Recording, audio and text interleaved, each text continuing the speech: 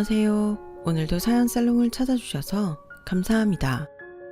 저는 40대 초반의 여성이에요. 사연을 듣다 보면 부부간에 참 많은 일들이 있다는 걸 새삼 깨닫게 되는 것 같아요.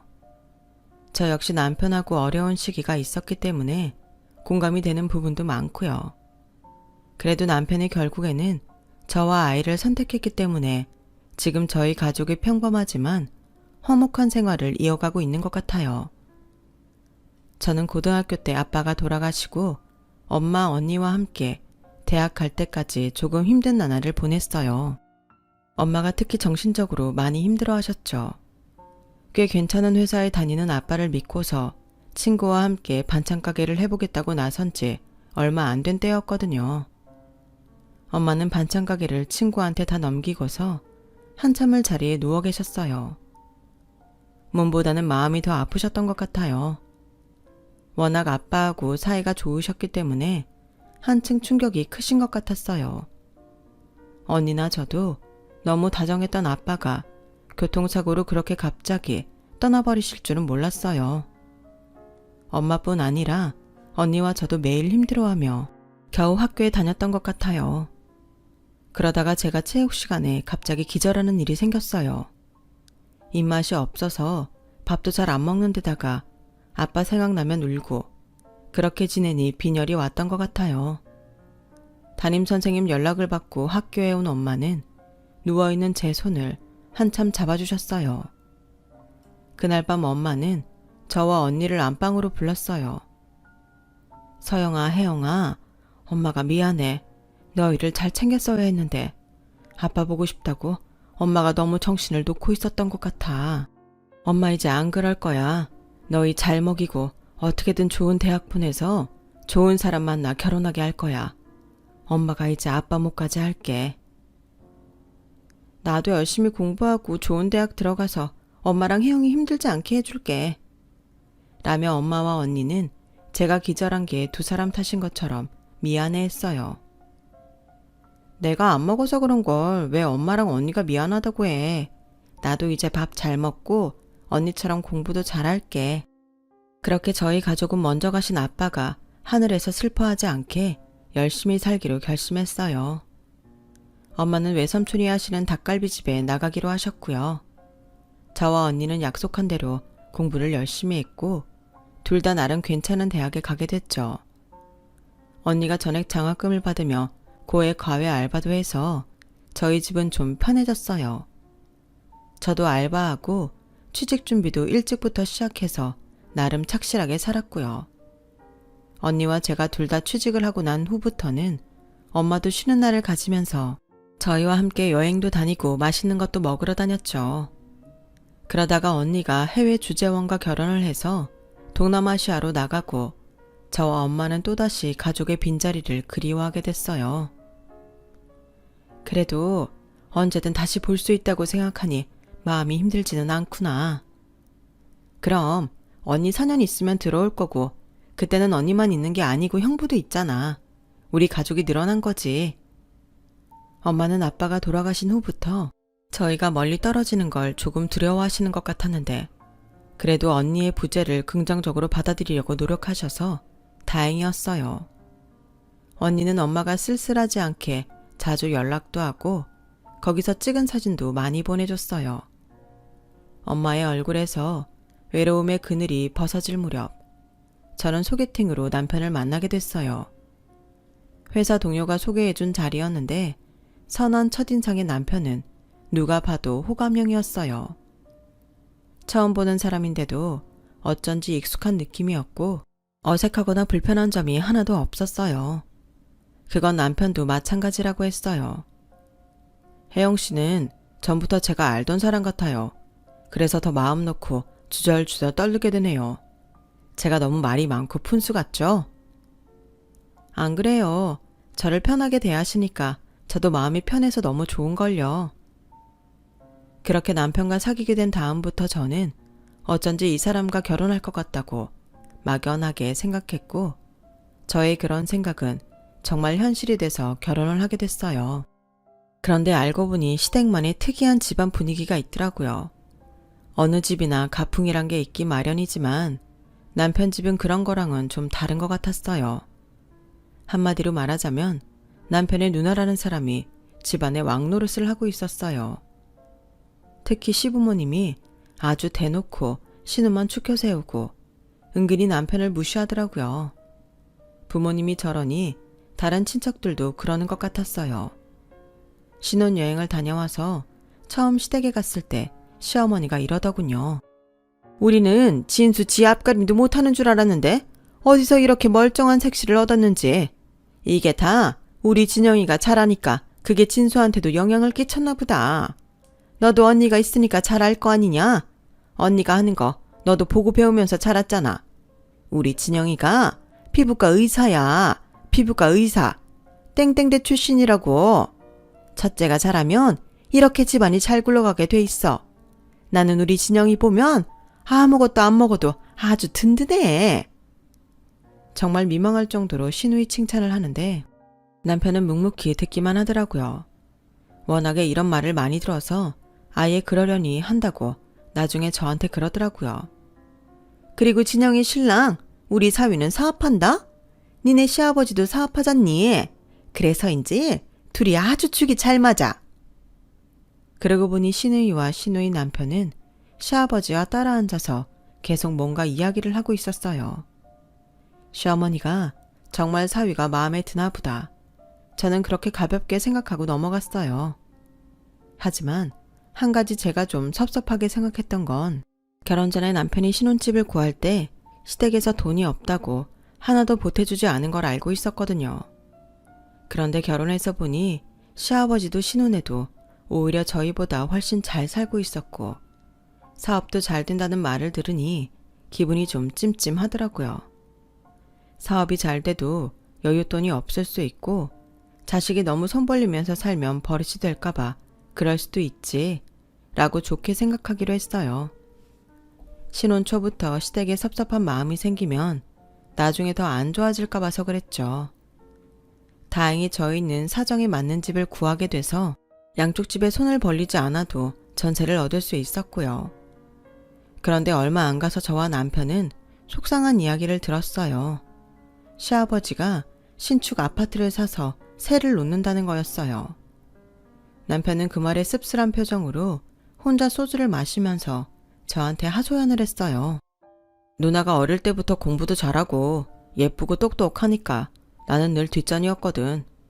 부모님도 돈이 없다고 하면서 누나가 원하는 건 다 해주셨고 나는 무조건 안 된다고 했어. 솔직히 당신 섭섭할까봐 말 안 했는데 누나 결혼할 때 누나네 살 집 부모님이 다 해주셨거든. 이렇게 다 커서 성인이 됐는데도 대체 왜 나한테만 이러는지 모르겠어.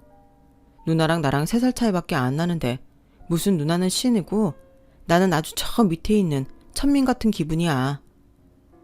그런 남편을 보니 저도 마음이 좋지 않았어요. 자기를 낳아준 부모한테 차별을 당하면 누군들 상처받지 않겠어요. 저는 눈물을 글썽이는 남편을 위로했어요. 우리 둘이 잘 살자. 부모님 그러시는 건 어쩔 수 없잖아. 솔직히 말해서 우리도 돈 버는 성인인데 부모님한테 달라고 하는 것도 좀 그래. 그냥 우리 잘 사는 부모 없는 셈 치고 조금 힘들어도 밑바닥부터 시작한다고 생각하고 살자고. 정말 미안해. 잘 사는 부모가 있는데도 나는 없다고 생각해야 되고 누나는 받고 싶은 대로 받는다고 생각하면 너무 마음이 답답해져. 나도 누나네만큼은 아니어도 더 좋은 집에서 시작하고 싶었는데. 여기가 어때서? 이런 집도 못 구하는 사람들이 얼마나 많은데. 그리고 우리 여기가 끝이 아니잖아. 앞으로 우리가 하는 만큼 더 올라갈 수 있어. 나는 그럴 자신 있어. 정말 고마워. 나라도 당신 힘들지 않게 잘해주면서 살게. 남편은 훨씬 편해진 얼굴을 하고서 저한테 계속 고맙다고 했어요. 저희끼리 마음을 다잡고 잘 살기로 하고 6개월이 지났을 때였어요. 시아버지는 신우이한테 고급 외제 승용차를 선물하는 거였어요. 결혼하고서 6개월간 시부모님은 제 생일에도 돈이 없다며 전화로만 결혼하고 첫 생일 축하한다고 립서비스만 했고 자꾸만 시아버지 사업이 어렵다고 우는 소리만 했거든요. 차라리 어렵다, 돈이 없다, 그런 말이라도 안 하면 모르겠는데 저희한테는 10원 한 장도 쓸 게 없다면서 신우이한테는 고급 외제 승용차를 사주니 좀 짜증이 나더라고요. 이럴 때마다 기운이 빠져. 누나 유난히 이뻐하는 건 알겠는데 이제는 티 그만 낼 때도 되지 않았나? 누나네 버는 돈이면 그런 차 몇 대도 사고 남을 텐데. 남편은 착잡한 표정으로 그렇게 말했지만 저는 시부모님 돈 쓰는 걸 제가 뭐라고 하는 건 아닌 것 같아서 그냥 아무 말 안 하고 지나가기로 했어요. 자기들 돈 자기들 마음대로 쓴다는데 며느리인 제가 뭐라고 하겠어요. 그런데 정말 얄미운 건 신우이가 하는 행동이었어요. 아무리 딸이라서 친정이 편하다고는 하지만 명절에도 늦은 시간에 와서 차려놓은 것만 얻어먹고 설거지 하나 안 하고 저 혼자 그 많은 일을 다 하는데 빈말이라도 고생한다는 말 한마디를 안 하고 정말 놀고 먹다가만 가더라고요. 친정이니까 그럴 수 있겠죠. 며느리인 제가 있으니 더 맡기는 마음일 수도 있고요. 그런데 한두 번도 아니고 항상 이런 식이었고 자기네한테 그렇게 벌벌 떨며 자라는 시부모님 생일 때에도 자기 돈 한 번을 쓰지 않더라고요. 한 번은 명절에 오더니 음식하느라 바쁜 저를 보더니 이러더라고요. 올케는 진짜 일 하나는 잘한다. 어쩜 그렇게 음식을 빨리 해? 내가 할 일이 없잖아. 그게 아니고 형님이 늦게 오신 거예요. 일찍 오시면 할 일 많아요. 저처럼 아침 9시부터 와보세요. 이거 다 그때부터 한 거예요. 아버님 어머님 식사 다 챙겨 드리면서요. 어머, 지금 혼자 다 했다고 은근히 유세 부리는 거야? 올케가 그런데도 다 있고 생각보다 좀 귀엽다. 뭐 음식이라는 걸 누가 하는 게 중요해? 이렇게 다 했으면 됐지. 다 해놓은 걸 귀신이 하겠어요. 사람이 하는데 누가 하는 게 왜 안 중요해요? 올케, 새색시 때랑 완전 다르다. 결혼하고 지금 2년인가? 이제는 하고 싶은 말 다 하는구나. 은근 속 좁다. 저는 더 이상 말해봤자 이 집에서 제 편 들어줄 사람도 없고 남편 입장만 난처해질 것 같아서 그만뒀어요. 친정이라고 해도 너무 아무것도 안 하는 시누이가 얄미웠는데 알고 보니 자기네 시댁도 늦은 시간에 가서 밥만 얻어먹고 아무것도 안 하고 온다고 하더라고요. 너무 부모님이 예뻐만 하고 오냐오냐 하니까 사람이 저것밖에 안 되는구나 하고 생각하기로 했죠. 하지만 아무리 좋게 생각하려 해도 얄미울 때가 한두 번이 아니었어요. 어쩌다 마지못해 설거지를 한다며 부엌에 들어와서도 계속 과일만 먹고 치우는 둥 마는 둥 하거든요. 형님, 과일 좀 그만 드세요. 제사상에 놓을 것도 없겠어요. 나 원래 사과 배 좋아하는데 엄마한테 못 들었어? 좀 많이 사놓지. 몇 개를 샀길래 내가 좀 먹는다고 우는 소리야. 형님이 과일 좀 사오지 그러셨어요. 아니, 자기 손이 작은 걸 왜 내 탓을 해? 올케 정말 속 좁다. 시댁에 이러는 거 올케 부모 욕먹이는 거야. 형님도 이 집 며느리 보는 앞에서 제사 올리기 전에 과일 다 깎아먹고 손 하나 까딱 안 하는 거 어머님 아버님 욕먹이는 거예요. 제가 보기에는 그래요. 뭐야? 올케 지금 그거 말이라고 하는 거야? 내가 내 집에 와서 이러는 게 뭐가 문제되는데?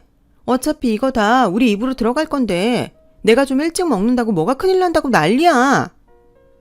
시누이가 시끄럽게 굴자 결국 시어머니가 왔어요. 이게 다 무슨 일이냐? 왜 그래 오늘 같은 날에? 그러자 시누이는 자기 억울하다며 좀 전의 일을 자기한테 유리하게 과장해서 말하더라고요. 너무 어이없어서 할 말을 잃고 있는데 시어머니가 그러더군요. 야, 넌 위아래도 없니? 진영이가 너보다 윗사람이야. 얘는 의사야, 의사. 어디서 함부로 눈치를 줘? 조상님도 예쁘다고 쓰다듬고 갈 우리 딸한테 뭐 하는 짓이냐? 그래서 조상님 드릴 과일 안 남기고 형님이 다 드셨나 봐요. 한두 개 먹는 것도 아니고 그 많은 과일을 계속 깎아 먹는데 아무리 의사 선생님이라고 해도 제가 말이 안 나오겠어요?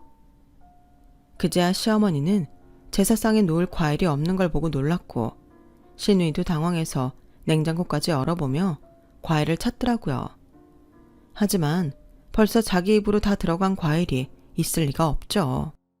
저는 다른 일 해야 되니까 마트나 과일 가게 문 닫기 전에 얼른 가서 사 오시든가요. 시어머니는 그제야 자기 지갑에서 돈을 꺼내 시누이한테 쥐어주며 얼른 나가서 과일 사오고 자기랑 안방에서 쉬자고 하더군요. 과일 다 먹고 나가서 사오는 게 뭐 큰일이라고 쉰다는 건지 하나부터 열까지 다 화가 났지만 그래도 집안 어른 모시는 날이니 저는 좋은 일 한다는 생각으로 참을 인자만 그렸죠. 그렇게 2년 정도 시간이 지나고 저희 집에도 새 생명이 찾아왔어요. 저는 예쁜 딸을 낳았고 양쪽 집안의 축하도 받았어요. 시부모님의 축하 전화에 그래도 자기네 핏줄이니 아이한테는 잘해주려니 생각했었죠. 하지만 그건 완전히 빗나간 생각이었어요. 시부모님은 시누이 아이들한테는 티나게 잘하고 저희 딸한테는 정말 형식적으로 신용만 했거든요. 시누이 아들한테 용돈 10만 원을 주면 저희 딸은 3만 원을 줬어요. 우리 아이는 아직 어리니 돈은 그럴 수 있다 쳐요. 어린애 물건을 전부 명품으로 도배를 해서 보내는 건 시누이 아들 거였고 우리 딸한테는 마지 못해서 마트에서 인형 하나 사서 보내는 게 다였으니까요. 명품을 받고 싶어서 그러는 게 아니라 너무 대놓고 차별을 하는 게 너무 속상하고 시부모님한테 자꾸 억하심정이 생겼어요. 그리고 제가 알기로는 시누이 아들은 우리 딸만 할 때부터 시부모님한테 용돈도 10만 원 단위로 받은 걸 제가 알고 있거든요. 이런 차별에 대해 남편은 자기가 계속 그러고 살아서인지 억울해도 말을 못했고 저는 그런 걸 보며 또 혼자 속이 터졌어요. 시부모님이 그렇게 잘하니 시누이도 시부모님한테 잘할 것 같죠? 절대 아니었어요. 가족 모임 식사나 시부모님 생신 때 호텔 같은 데에 예약해놓고 밥만 먹고 먼저 쏙 빠져나가는 게 시누이 식구들이었거든요. 그럼 어쩔 수 없이 남편이 밥값을 다 계산해야 했어요. 그런데도 시부모님은 호텔 레스토랑 예약한 시누이한테만 잘 먹었다고 고맙다고 인사했고요. 정말 이런 말도 안 되는 일을 언제까지 당해야 하는지 저는 살면 살수록 마음에 우라만 쌓여갔어요. 그렇게 몇 번을 당하다 보니 이제는 언제쯤 시누이 식구가 레스토랑을 나가서 사라지는지도 알게 됐어요. 일단 디저트를 빨리 먹고서 갑자기 아들을 데리고 시누이가 화장실로 나가면 시누이 남편은 전화가 왔다며 잠깐 자리를 비우는 것처럼 나가고 그 이후로 영영 돌아오지 않는 거죠. 처음에는 어리둥절했지만 그 사람들 하는 행태를 알게 되고는 더는 그냥 당해주기 싫더라고요. 여보, 우리 언제까지 이렇게 미련한 척 살아야 돼? 형님은 부모님이 그렇게 오냐오냐 하고 간까지 꺼내줄 것처럼 구는데도 밥 한 번을 안 사네. 나 이대로는 못 넘어가. 우리도 한 번쯤은 갚아주자. 그럴까? 사실 나도 속으로는 많이 생각했는데 어떻게 해야 할지 모르겠고 또 괜히 분란 만들어서 시끄러워질까봐 걱정했거든. 좀 시끄러워지면 어때? 그런 걱정하지 마. 시끄러워진다고 해도 그거 당신 탓 아니야. 매번 비싼 데 예약하고 돈 안 내고 쏙 빠지는 형님네 탓이지. 저는 단호하게 말하고 시누이보다 선수쳐서 시어머니 생신날 아주 비싼 호텔에 레스토랑을 예약했어요. 네가 웬일이냐? 그런데 예약을 다 하고 옆에서 진영이 보더니 배우는 게 있는 모양이구나. 아무튼 고맙다. 라며 시어머니는 신이 나서 싱글벙글했고 시누이도 그 호텔엔 생각지도 못했다면서 자기가 더 흥분하더라고요. 그리고 시어머니 생신날 저는 아이를 친정엄마한테 맡기고 남편과 둘이 레스토랑에 갔어요. 시누이 아들하고 대놓고 차별당하는 게 더 보기도 싫었고 저희가 행동을 빨리 하려면 아이는 안 오는 게 좋겠다고 생각했거든요. 시누이 가족은 비싼 명품 옷으로 전부 도배를 하고 와서 호들갑을 떨며 자기들이 시부모님보다 더 좋은 자리에 앉더라고요. 정작 자기들은 그렇게 비싼 옷을 빼입고 와서 아파트 관리비가 올랐다, 아이 교육비가 너무 비싸다, 대출금이 빠듯하다 징징대더니 결국 선물 하나 안 사왔더라고요. 그래도 시부모님은 좋다고 오냐오냐 하고요. 눈꼴 시려운 걸 꾹 참고 디저트가 나오기 전까지 제 인생에서 가장 호합한 코스 요리를 꼭꼭 씹어 먹었어요. 남편도 시누이네하고 시부모님이 서로 요새 관리비가 비싸더라, 아파트가 다 왜 이러냐 이러면서 자기들끼리만 통한다는 듯 아예 몸을 돌리고 떠드는 걸 묵묵히 들으며 식사만 했고요. 시부모님은 시누이 아들한테 시키고 싶은 거 더 시키라면서 아이가 원하는 걸 이것저것 추가 주문하더라고요. 아니, 이제 초등학생이니까 먹으면 뭘 얼마나 먹는다고. 분명히 다 남길 게 뻔한데 뭐 하는 건지 정말 기가 찼어요. 하지만 그날은 저희가 절대 돈 낼 게 아니었기 때문에 그러든지 말든지 바라만 보고 있었죠. 디저트가 나오기 전 저는 잠깐 화장실에 간다고 하고 나왔고 남편은 회사 상사가 전화를 했다며 잠시 후에 나왔고요. 저희는 그렇게 집으로 그대로 돌아왔고 저희가 갈 거라는 건 생각도 못한 시누이 부부는 신이 나서 시부모님과 떠들고 있었어요.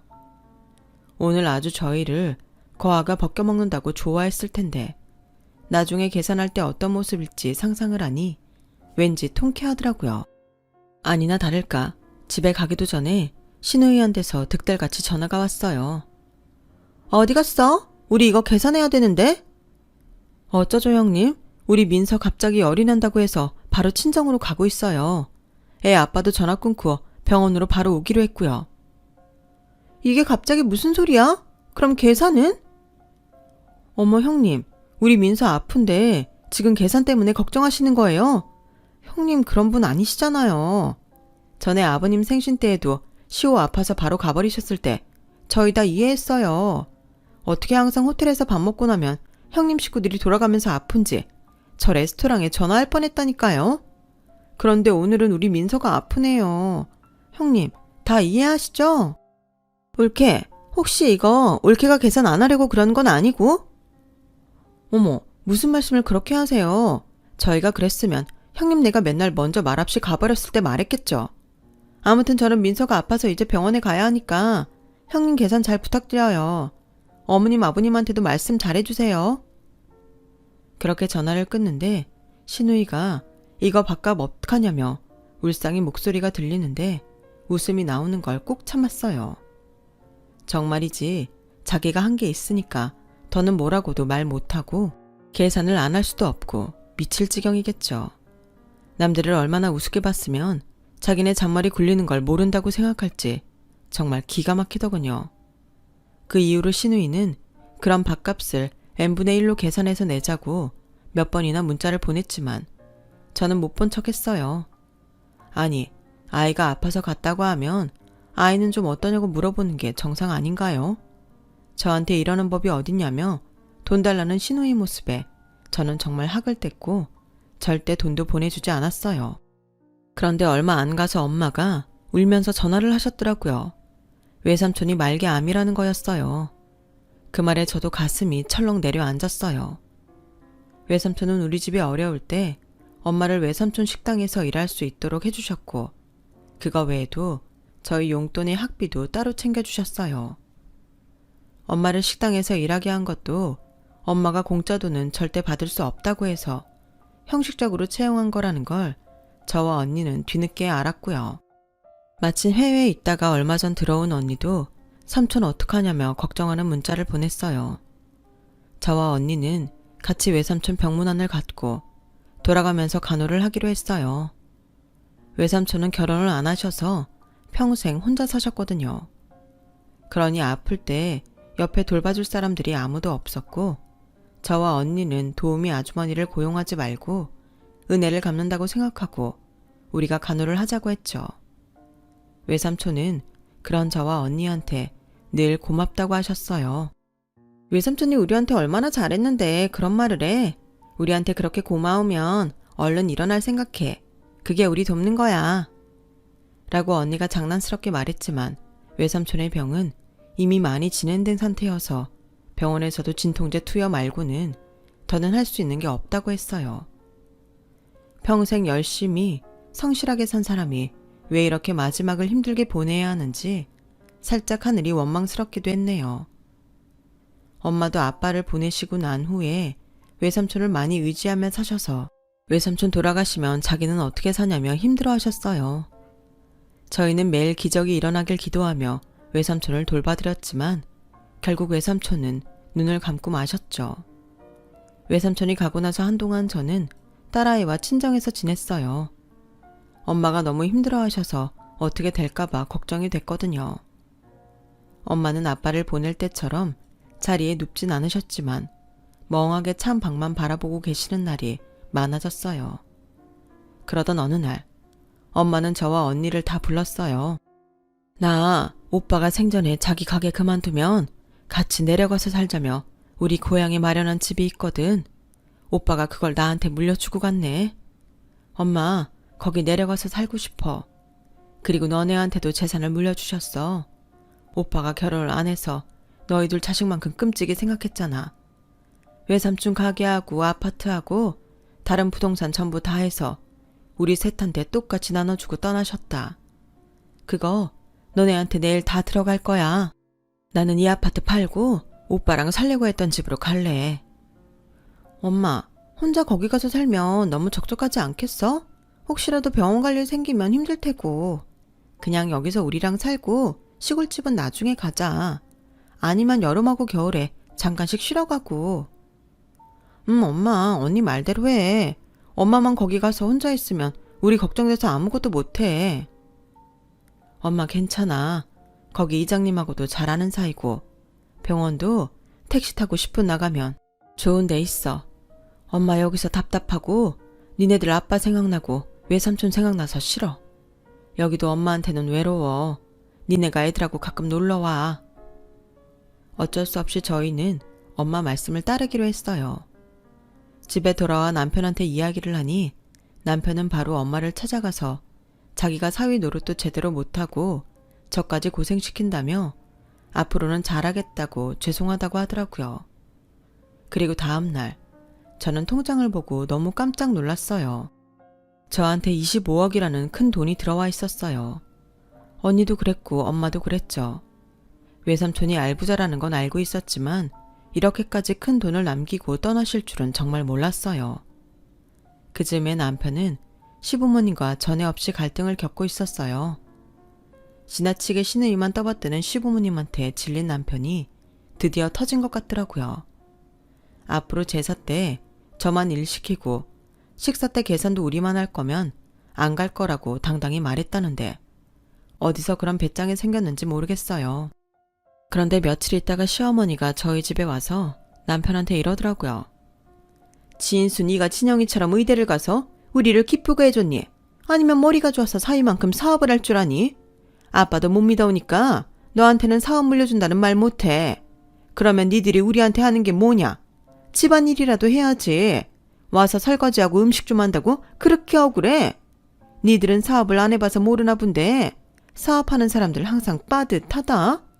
니네 아버지도 그렇고 진영이네도 그렇고 늘 쪼들려 살다가 생일 때나 밥 좀 잘 먹겠다는데 그게 그렇게 곶감냐? 그러니까 그 밥 이제 알아서들 드시라고요. 저희는 그런 밥 먹고 싶지도 않았고요. 집 얻을 때 대출 받은 거 갚으려면 아직도 멀었어요.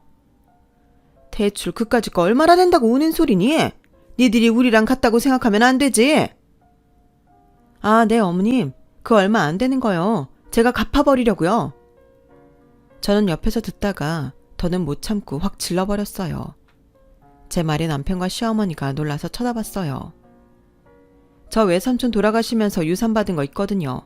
그걸로 그깟 대출 갚아버리고요. 우리끼리 좀 편하게 살려고요. 그러니까 어머니도 이 사람 그만 잡으시고 돌아가세요. 홧김에 지른 말이었지만 시어머니가 눈이 동그래져서 그대로 집에 돌아가는 걸 보며 속으로 통쾌했어요. 그런데 다음 날부터 정말 희한한 일이 벌어졌어요. 갑자기 시누이가 콧소리를 내면서 전화해서 자기 병원 끝나고 같이 밥을 먹으러 가자고 하지를 않나.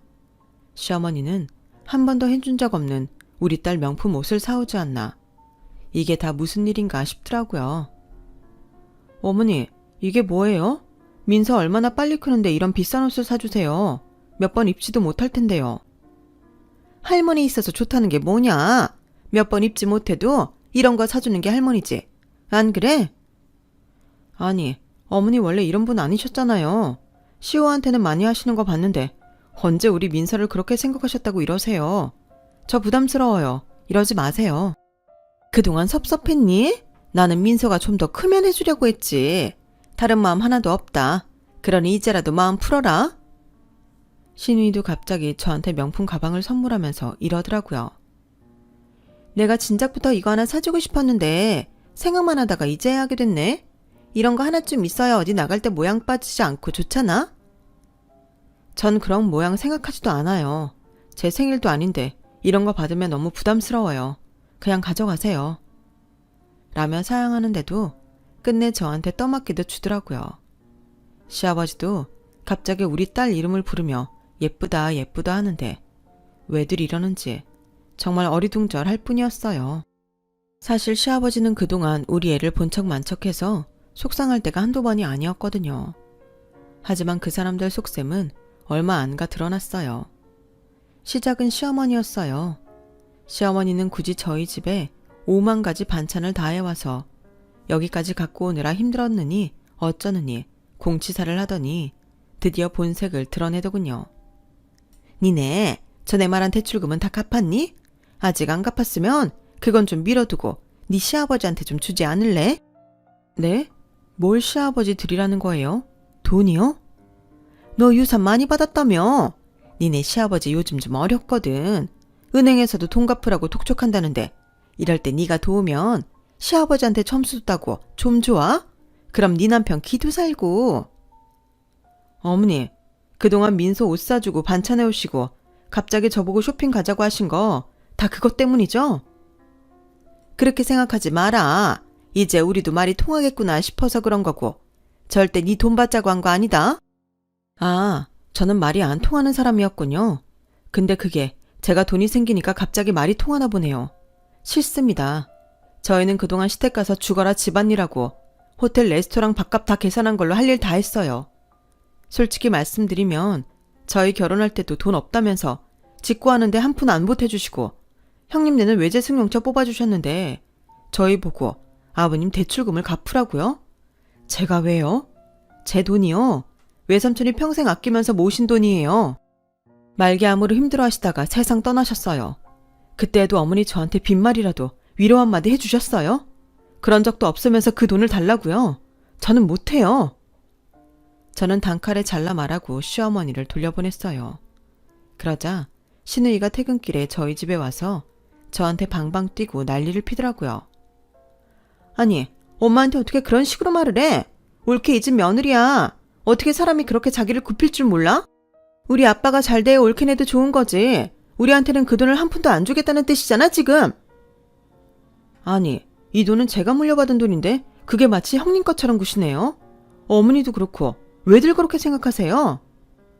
야, 그럼 네가 이 집에 사는 게 뭐야? 제사 때도 안 가겠다. 생일 때 밥도 안 사겠다. 그럼 나가. 이혼해. 아, 예. 그래야겠네요.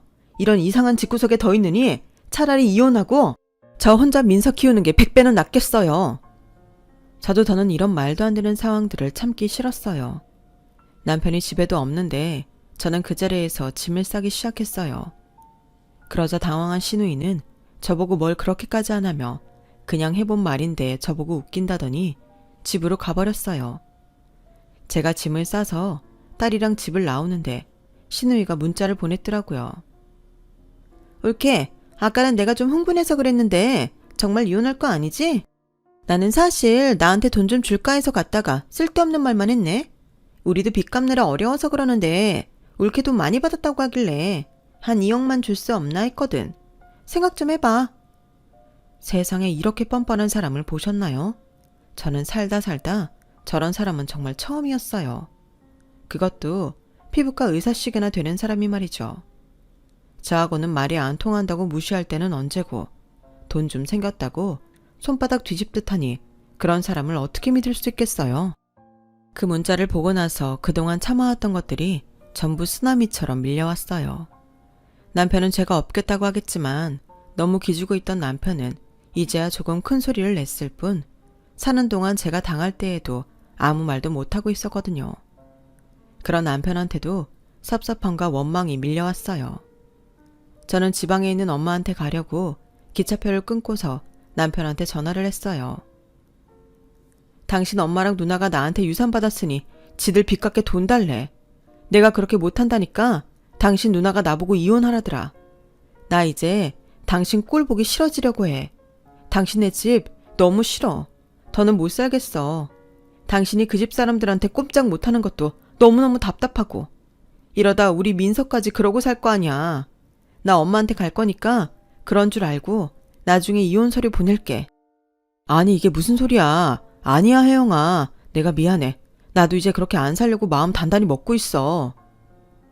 저는 제발 다시 생각하려는 남편의 전화를 끊고 딸과 함께 기차를 타고 엄마한테 갔어요. 예쁜 정원이 있고 그림책에 나오는 것처럼 지은 집에서 엄마가 나오니 저도 모르게 눈물이 나더라고요. 엄마는 저와 딸을 끌어안으며 다독여줬어요. 그동안 고생 많았다. 네가 잘 살아보려고 애쓴 거 엄마 다 알고 있어. 됐어. 그만큼 했으면 할 만큼 했어. 저는 엄마 옆에서 정말 오랜만에 한 번도 깨지 않고 푹 잠을 잤어요. 그리고 이틀 정도 지났고 저는 변호사를 선임할 거라고 남편에게 문자를 보냈어요. 남편은 아무 답이 없더군요. 이제는 포기했나 보다 하고 있는데 그날 밤 남편이 찾아왔어요. 그러더니 딸도 있는데 엄마 앞에 무릎을 꿇더라고요. 장모님, 제가 정말 나쁜 놈입니다. 그런데 저 혜영이랑 민서 없으면 못 살아요. 제가 집에서 연을 끊는다고 각서 받아왔어요. 저 여기 아니면 갈 데 없어요. 받아주십시오. 지금부터라도 아내하고 딸 잘 보호하고 지키는 남편이 될 겁니다. 알고 보니 남편은 시댁하고 시누이 집을 차례대로 찾아가서 어디다 대고 돈을 내놓으라고 하냐며 자기가 그동안 양쪽 집에 사준 물건들을 가지고 나오려고 했다고 해요. 그게 꽤나 비싼 것들이라서 다들 남편을 말리고 난리를 쳤고 남편은 그 자리에서 골프채 가방을 밖으로 집어 던지고 자기가 사준 옷들을 찢어버리고 도자기를 깨부수고 아주 한바탕 했다는 거였어요. 날 언제 그렇게 자식 취급했다고 이제 와서 처가에 돈 생긴 걸로 혜영이 괴롭히고 돈 뜯어내려고 해? 나한테 하던 짓을 우리 집 식구들한테까지 해? 당신들은 내 부모도 아니고 내 누나도 아니야. 서로 좋아 죽고 못 사는 댁들끼리 살아. 나 한 번만 더 건드리면 진짜 재미없을 줄 알아? 눈이 돌아간 남편이 심상치 않다는 걸 안 시댁 식구들은 남편이 꺼낸 각서에 순순히 사인을 했고 남편은 그걸 받자마자 엄마와 저한테 온 거였어요. 그리고 엄마한테도 100배 사죄했고요. 니들이 살지 말지는 니들이 결정할 일이지 내가 상관할 일은 아니다. 그동안 사돈댁에서 우리 혜영이 힘든 게 한 거 생각하면 자네도 별로 보고 싶지는 않아. 그래도 혜영이가 살겠다고 하면 나도 자네를 받아들이겠네. 남편은 저한테도 무릎을 꿇고 이렇게 말했어요. 지금까지 나약한 모습만 보여서 미안해. 나 하나 믿고 결혼했는데 당신 얼마나 답답했겠어. 이제 당신 더는 우리 집에 당하게 만들지 않을게.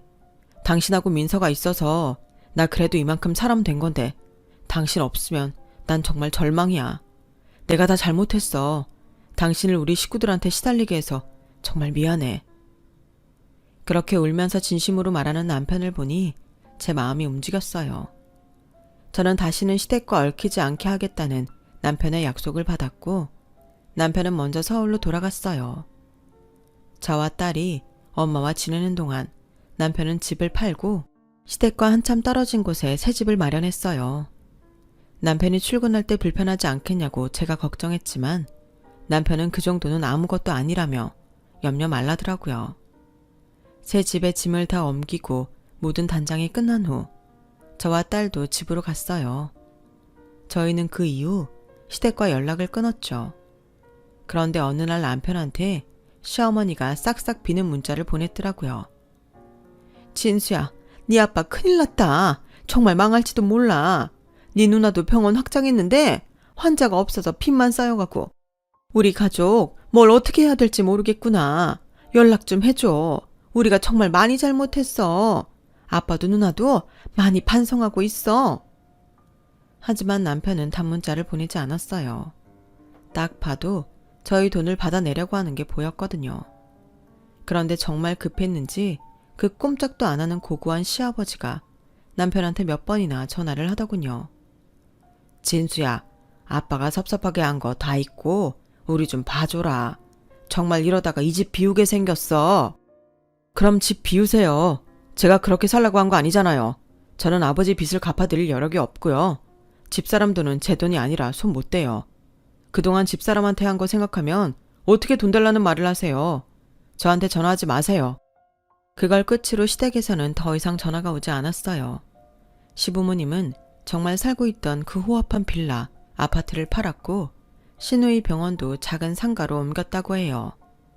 더 웃긴 건 시누이 남편의 집안 망했다며 이혼하자고 했다더군요.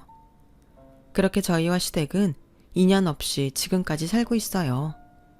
저희 가족은 친정엄마 만나러 가면서 단란하게 살고 있답니다. 이런 제가 매정하다고 느낄지 모르겠지만 또다시 엮이고 싶지 않네요. 제 이야기는 여기까지예요. 들어주신 모든 분들 감사드리고요. 항상 건강하시고 좋은 일 많으시길 바랄게요.